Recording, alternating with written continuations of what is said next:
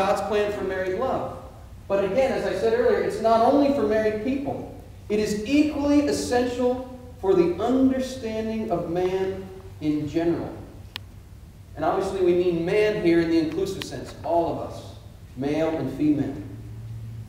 Look at 1b. Within the context of sexual love, the theology of the body affords, quote, the rediscovery of the meaning of the whole of existence, the meaning of life itself. How so? You see, if we have chopped up the human being into a bunch of different compartments, and we consider sexuality just one of those compartments, we won't understand what the Pope is saying here. How could just one compartment help us understand the whole thing? Here's the point. Our sexuality is not just one little compartment. Our sexuality is like a lens, a pair of glasses, through which we step back to understand the whole reality of our existence. Think how intertwined your existence is with sex. Please raise your hand if you would exist without sex. Now, I don't mean if you would exist without having sex. That's the lie of our culture that says you can't exist unless you have sex. No, that's a truth that's gotten twisted.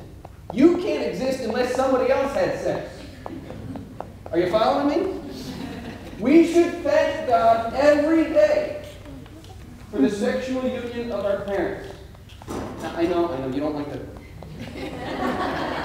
think about that, so don't think about that, okay? But do thank God every day that your mom and dad became one flesh, even if their union was not ideal. Maybe you were adopted and you don't even know the circumstances. Or maybe you have a reason to believe it wasn't the best circumstance. Guess what? God works with it. You know the genealogy of Jesus in the Gospels? We always hate it when it comes up in the cycle reading. So-and-so begat so-and-so, begat so-and-so, begat so-and-so, begat... Why is that given to us in the Bible? To help us understand how our sexual unions actually shape and determine history.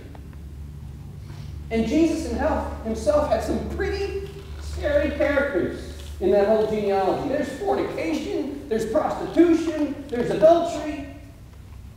All of us have that in our background somewhere. Guess what? God works with it.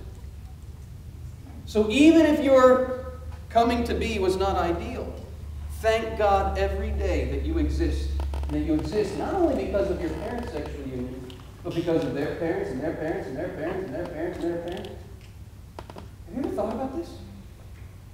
Every human being is the end result of thousands upon thousands upon thousands upon thousands upon thousands of sexual unions.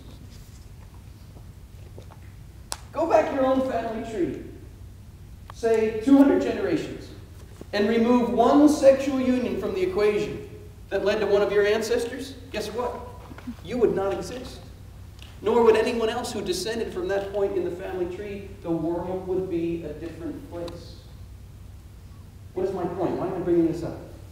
To help us reflect on how critical our sexual choices are.